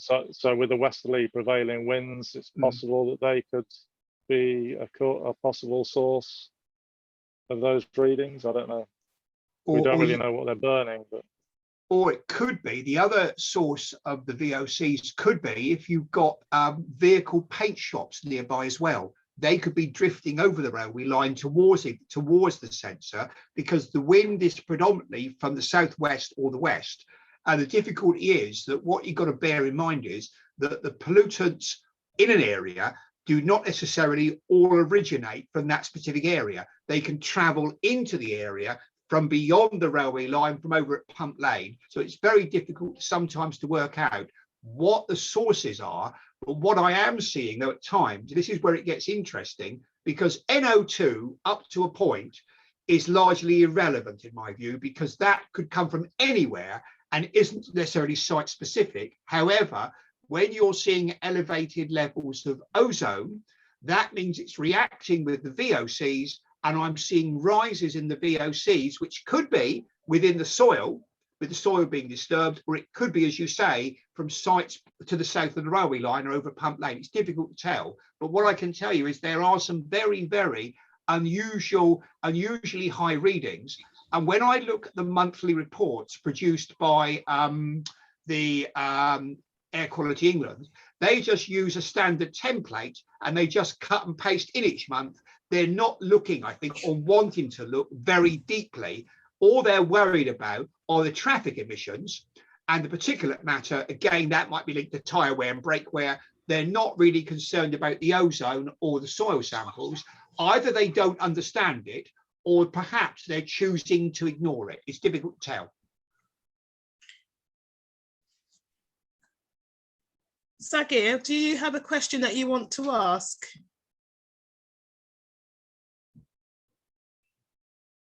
I mean, if so, you can unmute. Hi guys, yourself. yeah, hi. Very happy, so you're happy. How you doing? It's me, Happy. Oh, hi, Happy. Hello, how are you? I used to live on Trinity Road, and I used to live on Trinity Road. I've been here for a good part of 50 years. I know everybody in the area. I really care about this quite sincerely. Mr. Webb, what I'm wondering is, it seems to me you keep mentioning nitrogen dioxide, particulate matter, different sizes of particulate matter, ones that can be absorbed into the bloodstream and what have you, and ozone. How is that relevant to people's health? But that's fine. It seems quite off point to me.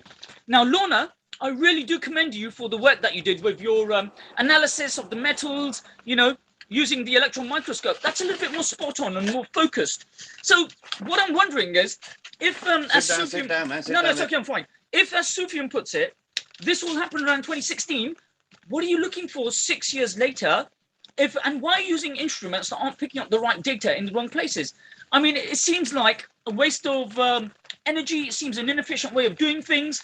Why don't you look for things like benzene or things like that? I mean, why aren't you using the right equipment? Why aren't you looking at what the problems are, what people's symptoms are, what normally causes that, and looking for those kinds of chemicals in your research? And, you know, something more relevant to the time period when it all happened. Because it just seems like you're just undermining and diminishing what people are suffering from, you know? So can you please comment on that, guys, both of you, Lorna and Mr. Webb? Yeah, could I say, I'm Vishnu as well. I'm not diminishing or demeaning, because I believe that there is fundamentally an issue in the emissions being produced in and around the construction site. The problem is that the authorities, I believe, realise there is a fundamental issue, choose to set up measures which they believe will deflect away from the real source of it all.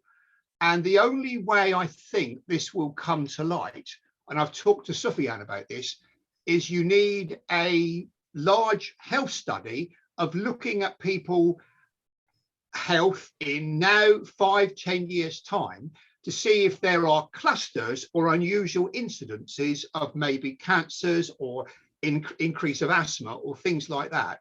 Because the problem we have is Air Quality England have put in a standard monitoring station which really in your case isn't fit for purpose. because I believe they're probably worried that if they started measuring and reporting the pollutants that matter, it would create such a national outrage and problem. It would create a public health emergency. And I think they are deliberately perhaps trying to suppress the fact and are checking for things that they normally would think wouldn't be an issue. So I'm not demeaning what you guys are suffering, because what I do is I support a number of communities, and I choose to do this because not because I'm paid to do it, but because I believe there's a fundamental problem in the air quality in Southall. And I was hoping that when they provided the monitoring that they did, it might be a bit more indicative or helpful. In fact, it doesn't really tell us that much, because it tends to be concentrated in an area where people don't live. So to answer your question, Sagia, it's not because I'm deliberately choosing to undermine data. What I'm doing is I'm actually questioning the data that's being produced and saying, as far as I'm concerned, it's not really fit for purpose for your situation, because you are not a typical suburban or urban area. Yeah, and I just want to come in there. Me and Tim have talked about this in depth in another meeting, and Tim, he is a citizen scientist, and he does this. As he said, he doesn't get paid to do this, and he does do his utmost best to do what he does. I've just had a comment in the chat box. Sorry, Lorna, I know you're next. I just want to say that can this data be collected from medical records? Unfortunately not. The reason being, talking from a legal point of view, the NHS cannot say, right, okay, we can say, yeah, 60% of our patients have X illness or this illness, but we can't go into individual records and say, right, this patient has got cancer and this cancer could be caused from X, Y, and Z, because it wouldn't, it's against the law basically under GDPR. Unless a patient willingly, and I've never heard of a patient willingly give their medical record to the public domain to be discussed. I mean, if you know of anyone, maybe have a chat with their GP and see if they would.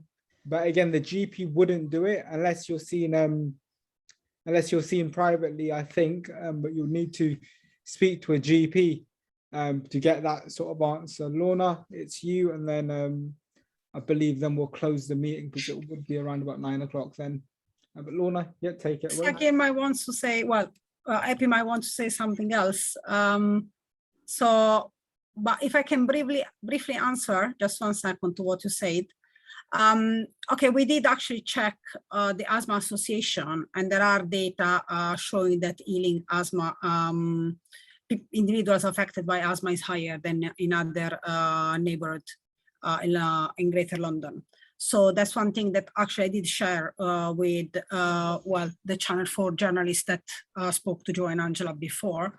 And well, it is actually work from one of our students, so we are preparing a full article on those data. That's why I didn't share it. The report I prepared myself and I shared it with you guys. On the idea of using specific technique is the fact that obviously these techniques are not available in every university. So of course we can do the work with the techniques we have. Hence, we are looking at the data that we can provide in order to check differences and discrepancies. What I wanted to prove with the report was to actually show that depending on where you take the soil sample, you see different results. So obviously, if the council takes the sample only from new gardens, is going to be different from what can be accumulated, for instance, along the canal that wasn't touched. And that's exactly what the data prove. So that's definitely, I don't think that undermines what you guys are living. In fact, I thought it was the exact opposite. So, well, that's the only thing I can answer, to be completely honest. Yeah. Thank you, Lorna. Actually, I was going to raise the slide that you shared with me about emissions for asthma by adults. And one thing that struck me, there was quite a sharp spike from 2016 to 2017. Yeah. And that would, for me, reflect the time that soil work started on site. And Sofian talked about 2016, 2017 in particular, for me personally, was a very bad year. You know, the stench was very noticeable, causing respiratory irritation. But I think what would need to happen would be a study to kind of like unpick that data, to look at what percentage of those adults live in Southall. You know, where do they live in Southall? But you know, hold on 1 minute, what's their proximity to the site?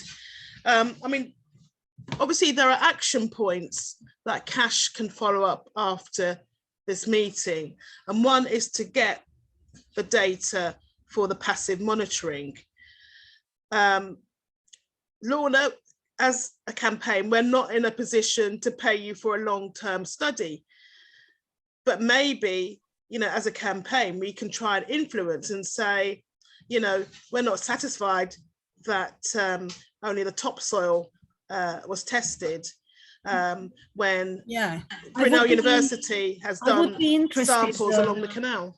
It would be very interesting if they actually continue. I mean, because obviously, no, there was no one involved into this story as well. And what would be very interesting if Ricardo does exactly the same thing. And not because I don't want to do the study, don't get me wrong. Actually, it would be very interesting if the same company that did one does the other and shows the same discrepancies.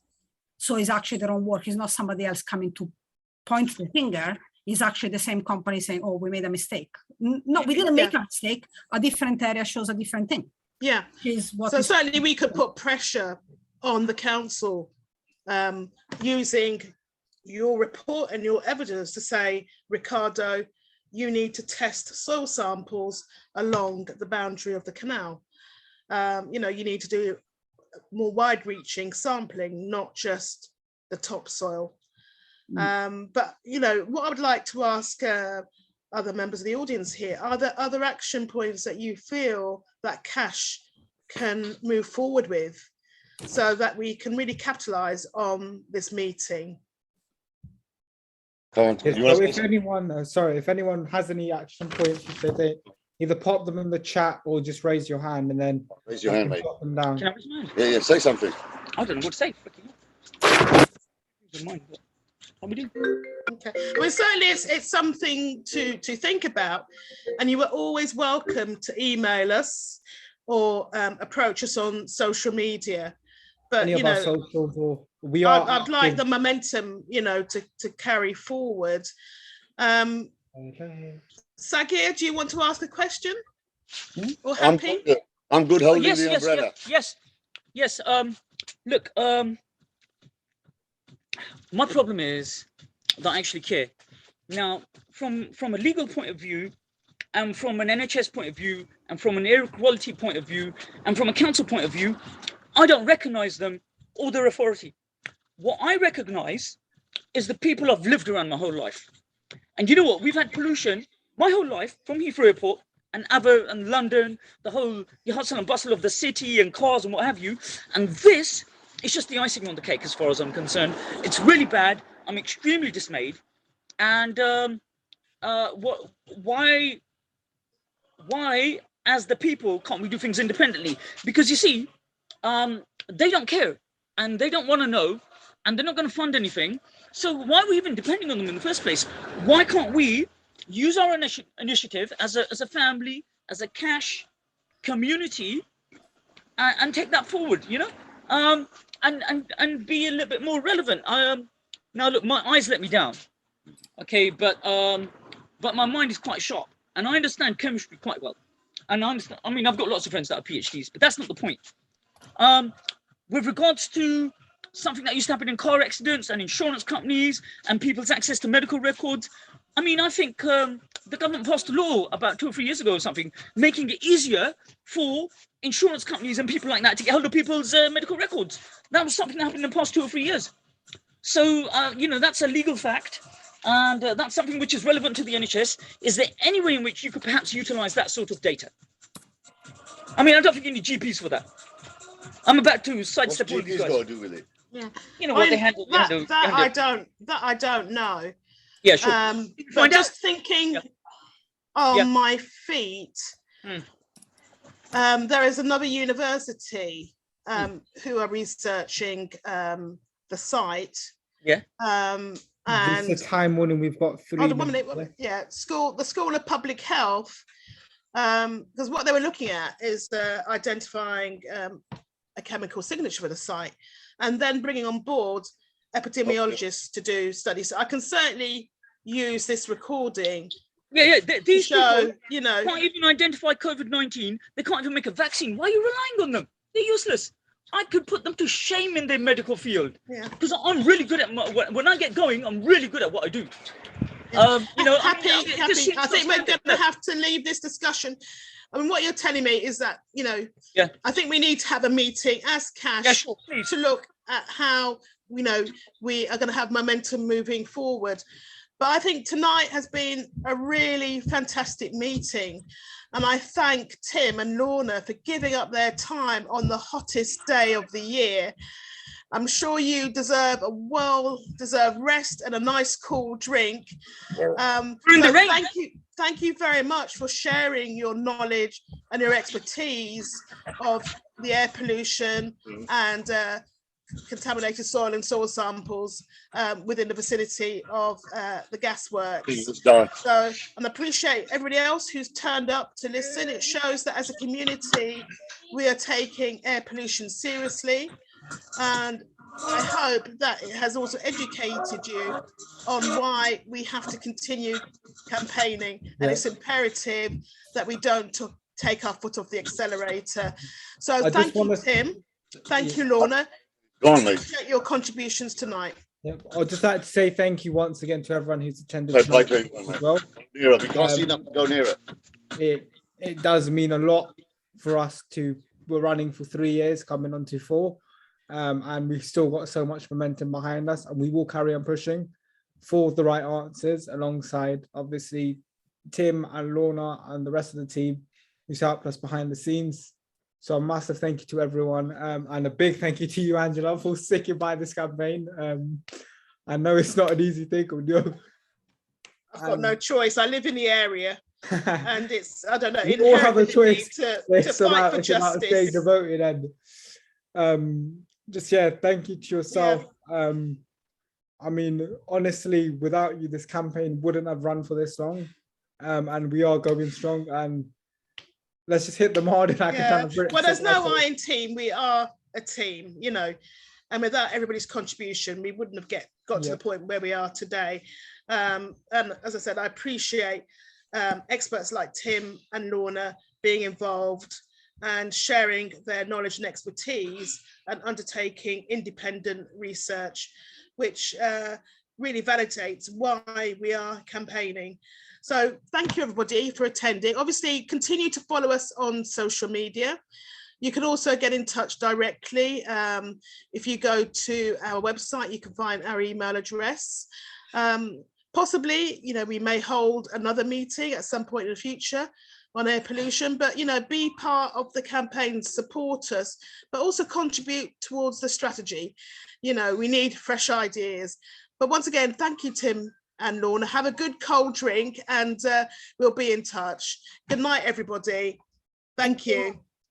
Bye-bye. Good night.